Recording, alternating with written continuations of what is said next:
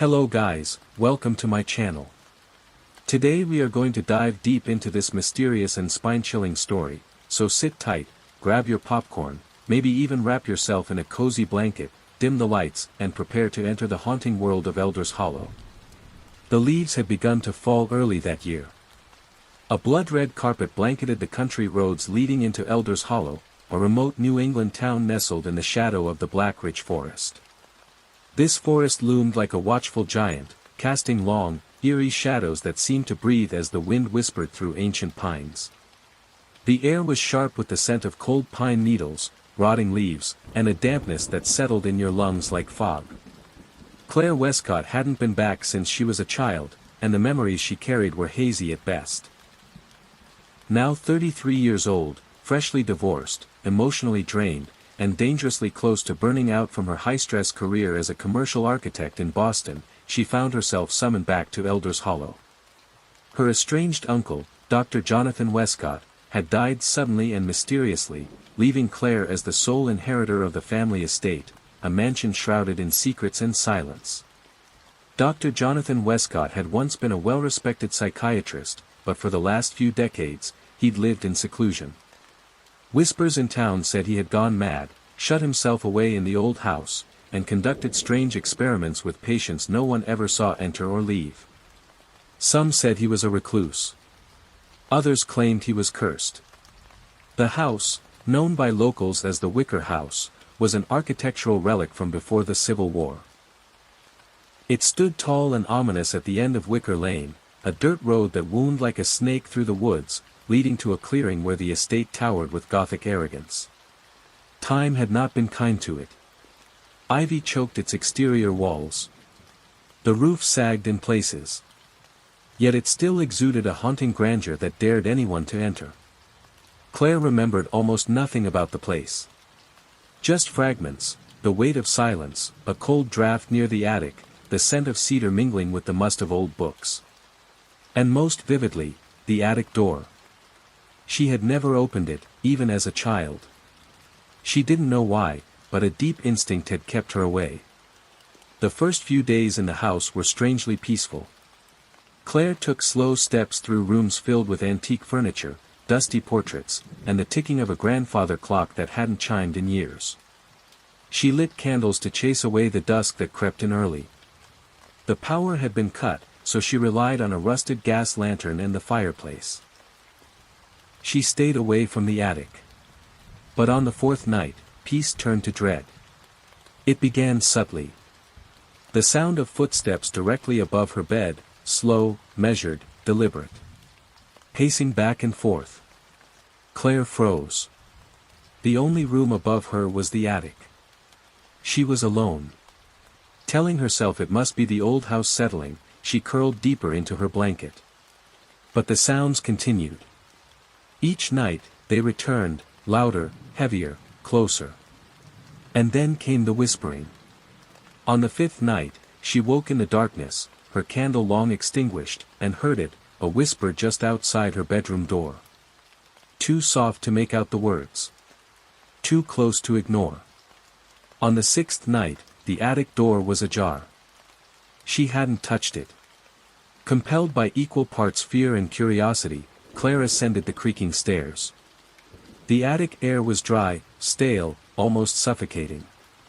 Boxes lined the walls, but in the center stood a strange setup, shelves stacked with hundreds of dusty audio tapes, labeled by date and patient initials.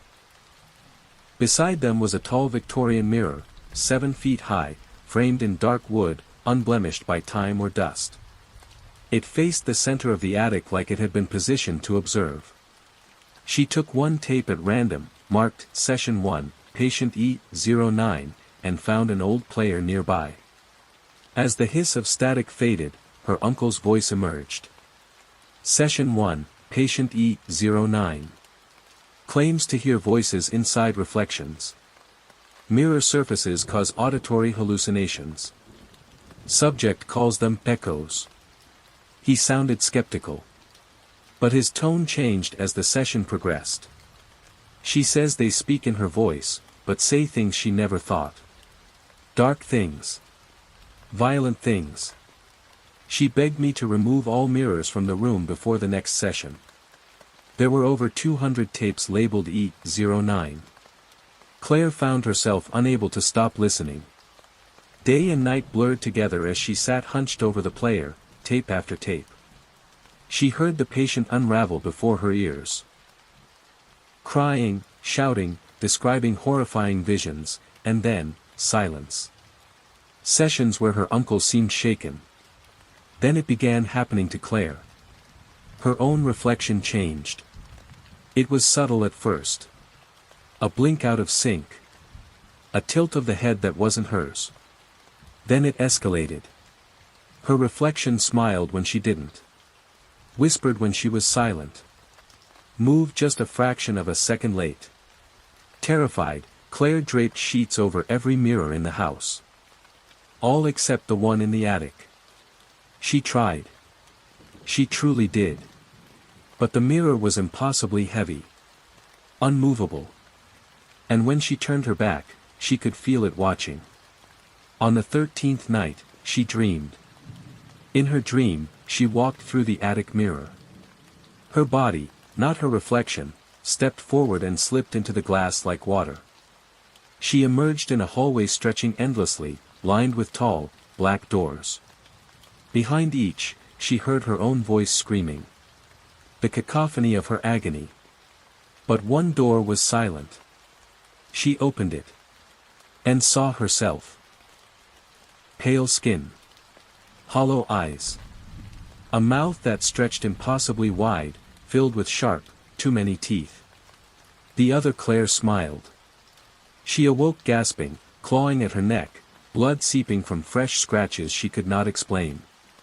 Enough was enough. Claire decided to leave. She packed a bag in the gray light of dawn, her heart pounding with an unshakable urgency. But as she reached the front of the house, her breath caught. The door was gone. In its place stood a mirror. Frantic, she turned to the windows. But they didn't show the outside anymore. Each pane reflected a different room in the house. Some of them showed her, sitting still, smiling, watching herself. Panicked, she fled to the attic. Logic no longer applied, but something deep inside told her that the answer, or the end, was there. The attic was colder than ever. The mirror shimmered with a strange light. The air felt heavy, electric. As she approached, it rippled. She reached out. And her reflection grabbed her hand. They found Claire's body 3 weeks later, curled at the base of the mirror. The coroner ruled it an accidental fall, perhaps linked to psychological distress. No signs of struggle. No signs of anyone else. Her friends from Boston grieved. The house was closed up again. Locked. Forgotten. But the town remembers. If you walk past the wicker house on a moonless night, you might see her. A figure at the attic window. Standing still. Watching. She looks like Claire. But she never blinks. 2 months later, a young couple, newlyweds, moved into the estate. They laughed off the local legends. They dusted off old furniture. Rearranged forgotten rooms. But when the woman found a strange, tall mirror in the attic, she uncovered it without hesitation, admiring her reflection. Behind her, Claire smiled. And slowly, silently, closed the door. Thanks for watching. If you enjoyed the story, don't forget to like, comment, and subscribe for more eerie tales every week. Until next time. Sleep tight, and maybe, avoid mirrors tonight.